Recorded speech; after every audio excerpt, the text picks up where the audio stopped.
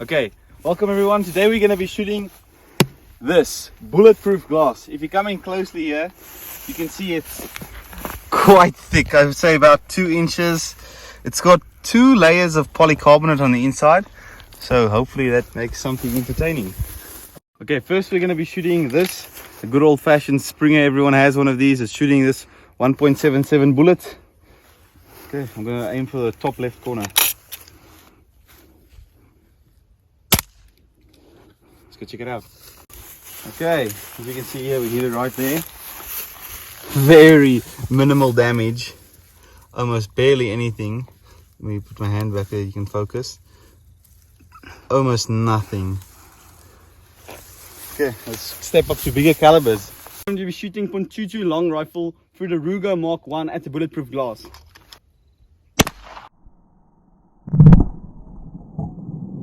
Okay, so this is where the .22 long rifle through the Ruger hit. As you can see, I don't know if you could see this on camera, but it's barely through the first layer. Probably even not even. There's no, you can't feel these cracks. You can see them, but you can't feel it. You can see the bullet right there. It's not hot.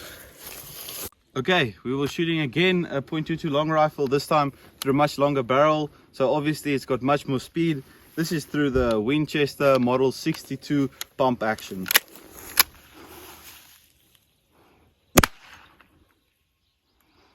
Check it out.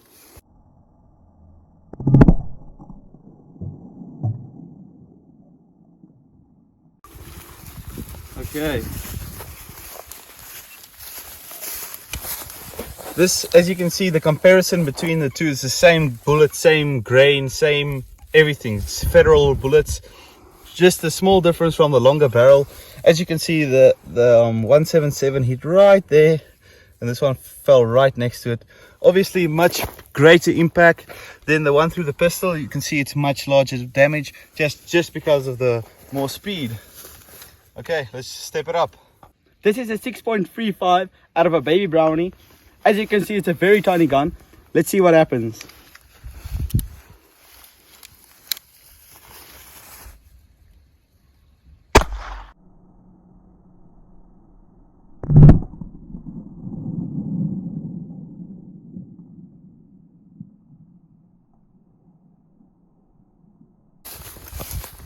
You can see just here, it's where it's hit it.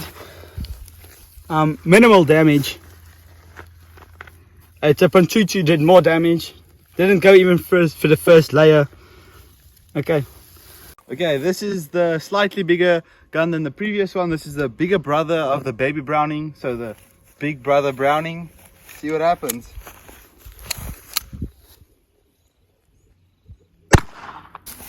Okay. Quite significant damage is this one here. Ooh, don't touch that, that's full of glass. So I would say that's so far the best performance we've had. Okay, oh, that's much better than the baby Browning which was there. This is the 9mm, so far the biggest round we shot. Let's see what happens.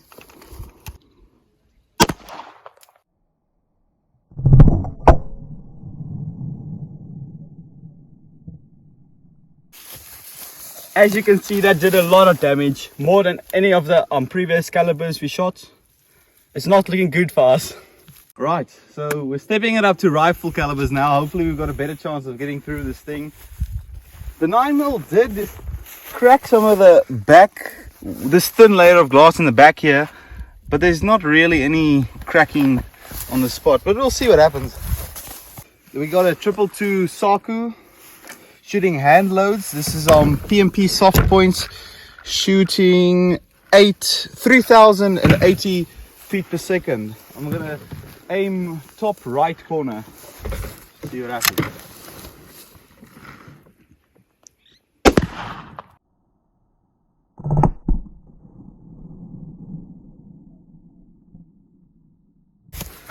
Okay, that's quite a significant amount of damage there. As you can see, it's got a huge bulge on the other side, and that's not even our biggest cartridge. Oh yeah, a big bulge. Don't want to touch that because, oh yeah, that's just powdered glass. It's going to get in your fingers. Okay, let's see if we can get through this thing. This is a 308, much more bigger round, much more heavier round, will do a lot more damage.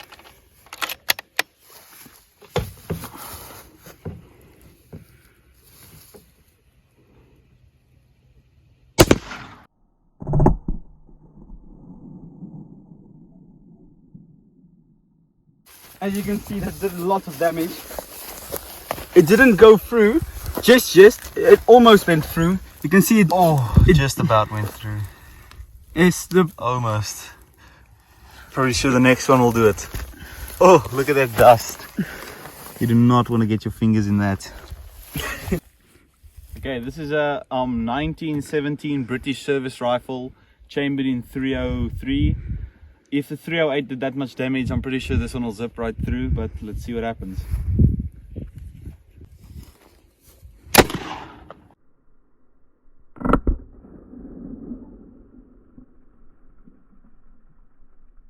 Shot with the 303, hit a bit low. I was aiming about here, hit a bit low. So this, I don't count that as a through or anything. So we're going to shoot again. I'm going to aim about here and hopefully it sits perfectly right there. Okay, second shot with a 303. Hopefully we did smack dab this time.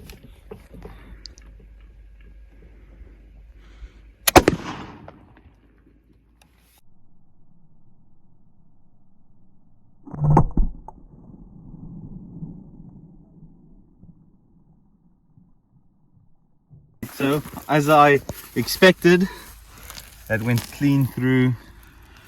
We had a miss of fire on the 303, and then I put a second shot, was right here in the ground, shot a bit low, and then I aimed a bit higher. Oh, got a piece of glass in my finger, and then the third shot landed right there. As you can see, this is all just dust, and you can see there's soft and bendy layers, which are, I'm pretty sure, the polycarbonate. You can see on the side is the lead smashings. These are all just chunks of glass that are falling off. Just dust. And you can see it came out perfectly, made a big round hole in the back here. Here's again the polycarbonate, and here's somewhere into the tires. Okay, now we're just gonna probably shoot the bigger calibers just to see what happens, see to make bigger holes. Because we have all these guns here, we might as well shoot them. Firing Remington Express buckshot out of a 12 gauge shotgun.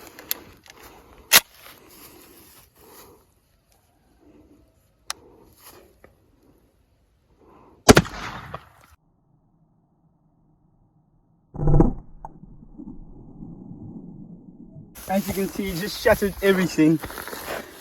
Broke everything, went through the first layer, hit at the top here. But I wouldn't say it went through. As you can see, here's one that hit in a reasonably non-broken area, and it splattered and it didn't go through. So I would say if it was an intact plate and he nicked it on the edge, maybe I'm definitely sure it would stop it. Not the 303 though. Okay, this is the 30-06 Springfield rifle. See what it does. I'm 100% sure it'll go through. If the 303 made it through, it'll definitely do it, but we're just checking the damage now.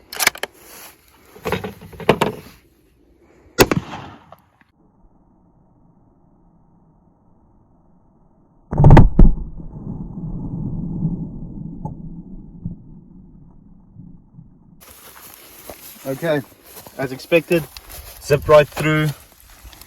Quite a significant amount of damage. Now you might be wondering why we spared this nice piece here in the middle, and that is for the 375 Holland & Holland. I will send that one right now. This is the biggest gun we're going to be shooting today. This is the 375 Holland & Holland. As you can see, this is a ginormous round, and this is not just any round. This is a solid brass point. This is the PMP Super Magnums. Let's send that thing down range.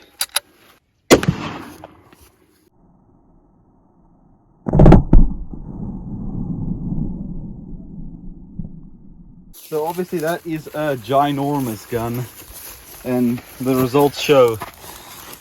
Oh, that thing's up so through that so easily. This whole thing is like limp. Oh, beautiful hole. Okay, now that this thing is on his last breaths, I think I'm gonna mag dump a 30-06 into it just to wish him farewell.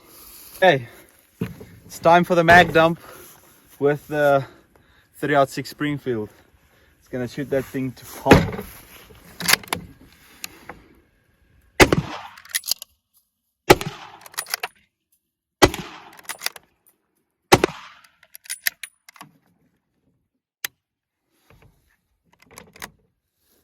There we go. Ha! That was fun.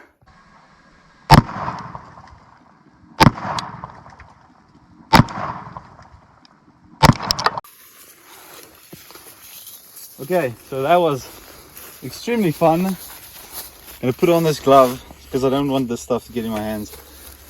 Okay, I don't know which is exactly which, but I pretty shot everywhere where I could see gaps. Here's obviously a gap here that I could have shot. I think that was a 303, 30-06, 30-06, 30-06. This was the 375, 30-06. And that's the first one, the lowest caliber that we tried that went through was the 303. So the 308 barely made it through. I mean, I can almost poke my finger through that. I mean, it was so close to getting through, but the 303 finally did it. And yeah, quite happy with that. That was extremely fun. Yeah. This whole thing is, if you look at it from the back here, you can just see all the holes and everything. It looks much cleaner on the back side than it does. Oh well. So thanks a lot to Charlo. We sent this piece of bulletproof glass our way to test. Thank you very much. We couldn't have done this without you, and yeah, hope we'll see you next time. Thank you for watching. Cheers.